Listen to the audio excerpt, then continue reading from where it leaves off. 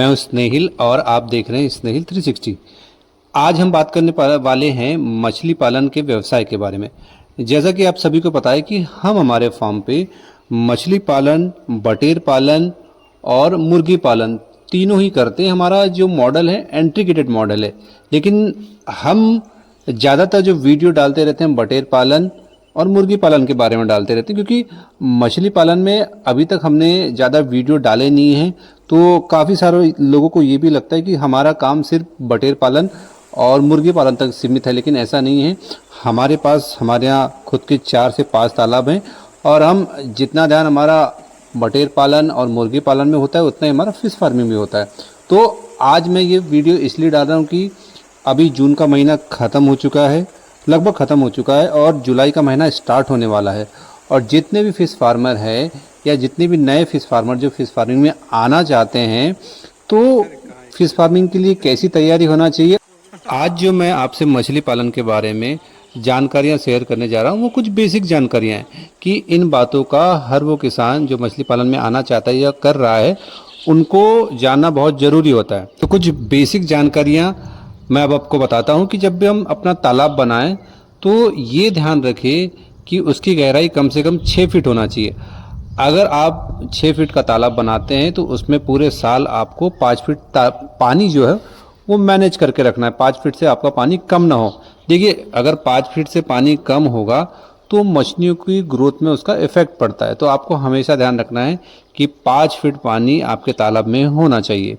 दूसरी बात, जब आप अपना तालाब बनाते हैं, अगर आपके पास तालाब के साथ साथ एक नर्सरी हो और एक रेयरिंग पॉन्ड हो और साथ ही साथ एक ऐसा स्टॉकिंग पॉन्ड हो जहाँ पे बड़ी मछलियों का आप स्टॉक कर सकते हैं, तो आपके लिए मछली पालन बहुत ही ज़्यादा फायदेमंद है। मैंने देखिए थंबनेल में लिखा हुआ है कि मछली पालन किसको नहीं करना चाहिए। इससे मेरा मतलब यही कि ऐसा फार्मर जो सिर्फ एक तालाब के साथ, एक छोटे से तालाब के साथ मछली पालन करना चाहता है, तो वो मछली पालन में सक्सेस नहीं हो पाएगा।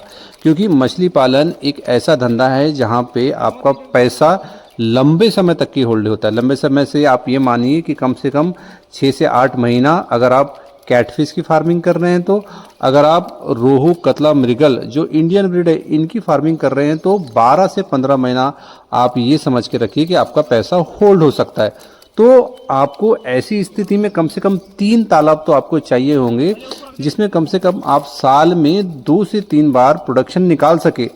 अगर आपके पास एक ही तालाब रहेगा तो आप उस तालाब में अपना पैसा सिर्फ होल्ड करके रख सकते हैं 8 महीने के लिए।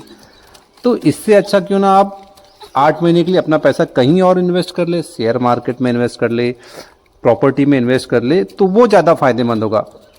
अगर कोई इंसान एक तालाब में काम करना चाहता है तो मैं उसको यही सजेशन दूंगा कि वो स्पॉन का पालन करे। वो स्पॉन लेके आए गवर्नमेंट हैचरी से, और जब ये जुलाई अगस्त का महीना आता है उसको फ्राई साइज करके बेचे।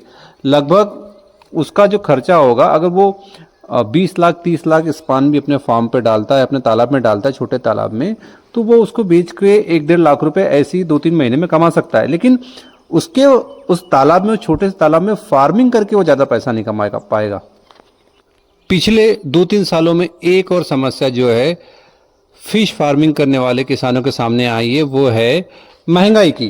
देखिए, जो लोग पूरी तरीके से इसको बिजनेस के रूप में कर रहे हैं, वो अपनी मछलियों को कैटफिश हो, रूपचंदा हो या आईएमसी हो, उनको जो कंपनी फीड होता है उसी में पालते हैं। तो कंपनी फीड पिछले 2 से 3 सालों में महंगा हो चला है, और इस महंगे फीड के कारण जो हमारे फिश फार्मर हैं उनको जो उनका फ़ायदा होता था मछली पालन के थ्रू, वो होना थोड़ा कम हो गया। क्योंकि मछली का फीड का जो दाम है वो तो पिछले 2-3 सालों में बढ़ा है, लेकिन जो थोक में मछलियों का रेट है वो आज भी स्थिर है उतने ही रेट पे जो पहले 3 साल पहले था।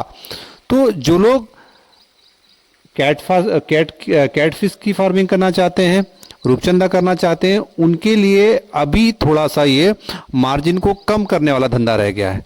लेकिन अगर आप सिर्फ आईएमसी करना चाहते हैं तो आईएमसी में आप खली का उपयोग कर सकते हैं, मैदे का उपयोग कर सकते हैं, साथ ही साथ जो फार्मुलेटेड फीड है उसका भी उपयोग कर सकते हैं। तो अभी जो है मार्जिन जो कंपनी फीड पे पूरी तरीके से फार्मिंग पे डिपेंड है फार्मर, उनके लिए थोड़ा सा कम हो चला है। तो हमको इस चीज़ का भी ध्यान रखना है कि आपके पास सिर्फ फिश फार्मिंग ही आपका एक कमाई का सोर्स ना हो। आप अगर इसके साथ कोई दूसरा धंधा कर रहे हैं तो फिर ठीक है, लेकिन अगर आप फिश फार्मिंग पर डिपेंड है तो ये आपके लिए थोड़ा सा अभी नुकसान वाला धंधा हो सकता है। या साथ अगर आप एक बड़े फिश फार्मर हैं तो इससे आपको कोई बहुत ज़्यादा इफेक्ट नहीं पड़ने वाला है। क्योंकि जब आप मछली पालन करते हैं तो आपको शुरुआत में बहुत ज़्यादा खर्चा होता है। आपको तालाब बनवाना है, आपको उसका पैसा देना होगा, आपको तालाब की सेफ्टी के लिए ऊपर बर्ड नेट लगाना है। आपके तालाब के एरिया पर डिपेंड करता है कि आप कितनी बड़ी बर्ड नेट लगाएंगे। उसके आसपास फेंसिंग करवाएंगे। फेंसिंग करवाने का खर्चा भी काफ़ी ज़्यादा होता है। आप जहाँ पे अपना फार्मिंग का ये पूरा तालाब का निर्माण कर रहे हैं उस जगह को सीसीटीवी कैमरे से पूरी तरीके से सुरक्षित रखने के लिए लगाएंगे। साथ ही साथ मछलियों का स्टॉक करेंगे, सीड का स्टॉक करेंगे। फिर पूरे लगभग 8 महीने के लिए आप फीड लेके आएंगे तो लगभग आप ये समझ जाइए कि आपको 5 लाख 6 लाख रुपए का खर्चा बड़े आराम से आ जाएगा पूरा पहला प्रोडक्शन लेते लेते। अगर आप कैटफिश की फार्मिंग कर रहे हैं तो इतना खर्चा तो आप मान के चलिए लगभग 3 लाख के ऊपर आपका खर्चा होना ही होना है सिर्फ आपकी फार्मिंग करने का। उसमें आप तालाब बनाने का पैसा जोड़ दीजिए तो ऐसा लगभग मेरा अनुमान है कि 5 लाख रुपए कम से कम आपके जेब में होना चाहिए फिश फार्मिंग की शुरुआत करने के लिए। तो ऐसे लोग जो छोटी राशि से फिश फार्मिंग करना चाहते हैं उनके लिए मुसीबत हो सकता है। क्योंकि अगर आपने फिश फार्मिंग स्टार्ट कर दी और आपके पास बीच में आपका फंड ख़त्म हो गया हो और आपने अपनी मछलियों को खाना खिलाना रोक दिया, फीड देना रोक दिया, तो मछलियों की ग्रोथ रुक जाएगी, साथ ही साथ वो अपना वजन भी छोड़ना कम कर देगी। तो ऐसे में ऐसे फार्मरों के लिए जिनके पास फंड की कमी होती है मछली पालन नुकसानदायक साबित होता है। तो हमें इस चीज़ का हमेशा ध्यान रखना है कि हम कम हो चला है तो हमको इस चीज़ का भी ध्यान रखना है कि आपके पास सिर्फ फिश फार्मिंग ही आपका एक कमाई का सोर्स ना हो। आप अगर इसके साथ कोई दूसरा धंधा कर रहे हैं तो फिर ठीक है, लेकिन अगर आप फिश फार्मिंग पर डिपेंड है तो ये आपके लिए थोड़ा सा अभी नुकसान वाला धंधा हो सकता है। या साथ अगर आप एक बड़े फिश फार्मर हैं तो इससे आपको कोई बहुत ज़्यादा इफेक्ट नहीं पड़ने वाला है। देखिए, मछली पालन व्यवसाय एक तेजी से विकसित होने वाले व्यवसाय में से एक है और हमारे देश के आर्थिक रूप से पिछड़े लोगों में से एक बड़े वर्ग का आजीविका का साधन भी है। और मछलियों की डिमांड हमारे देश में हर साल बढ़ती भी जा रही है। ऐसे में जो नए लोग फार्मिंग में आना चाहते हैं उनको इन बेसिक बातों का याद होना बहुत ज़रूरी है कि तालाब उनके पास अच्छी गुणवत्ता वाले हो। जब अपने तालाब में वो बीज डाले तो फिंगर साइज ही डाले, छोटा साइज का बच्चा ना डाले। छोटा साइज के बच्चे में मोटिलिटी ज़्यादा होती है। पूरे साल का जो आपका फीड का स्टॉक है वो आपके पास रखा रहे।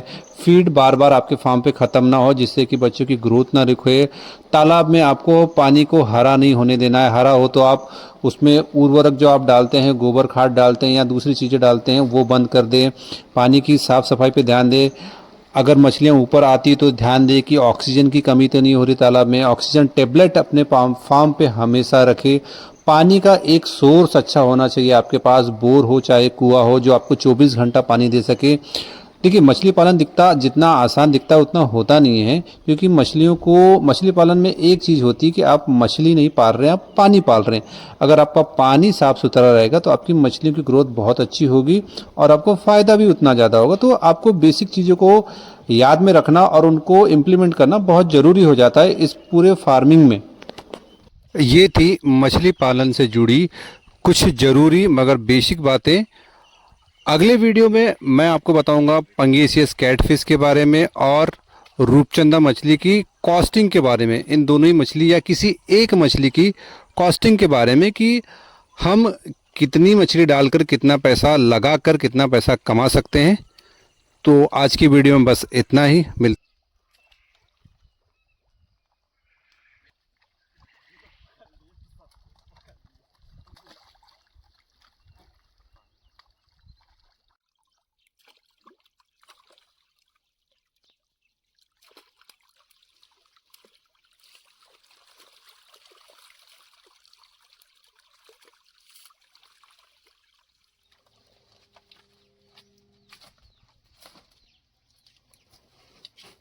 पूरा उठाए लगता है आजा पानी तो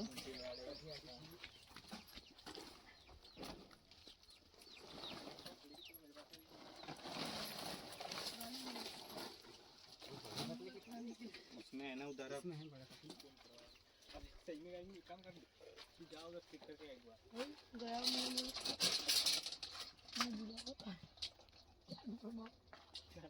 गाड़ी पकड़ दो। हाँ